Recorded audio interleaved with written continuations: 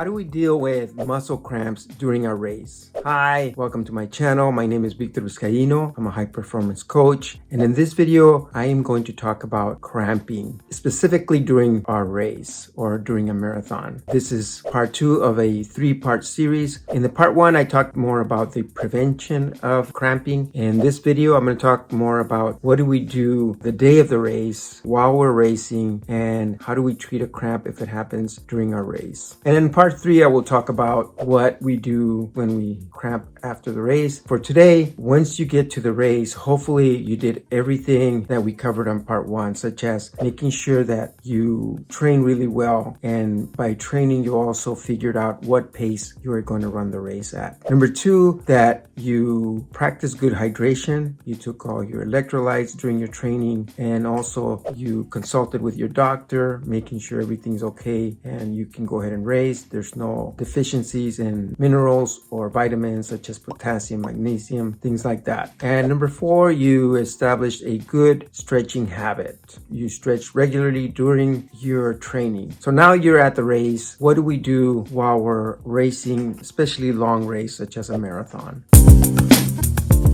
The number one thing that you want to make sure is that you stick to the pace that you train for. So if you figured out that, for example, you need to stick to a 9-minute pace, then making sure you don't go any faster than that. Running faster than the pace that you trained for will definitely elevate the chances that you are going to cramp, that though some of the muscles are going to fatigue and start spasming, start cramping.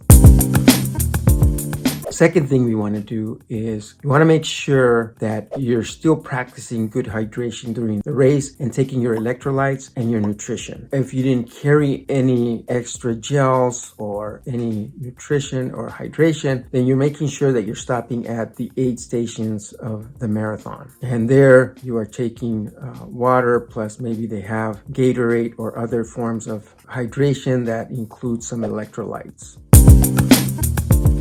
And after that, making sure that you are running with perfect form, that you're really paying attention to your posture, your form. Because what tends to happen for a lot of runners, what I've noticed in some of the marathons, is that when runners start to fatigue, they start to look down or their forms start to collapse. Looking down is the most common one. It puts a lot of pressure, a lot of stress on the neck, and also stress on the glutes. And when the form starts to collapse, then some of the muscles take on more duties than the other ones, meaning it puts more pressure on some muscles more than others, and those are the ones that are going to start to cramp. So practicing good form is essential for preventing cramping. And how do we treat a cramp once it does happen?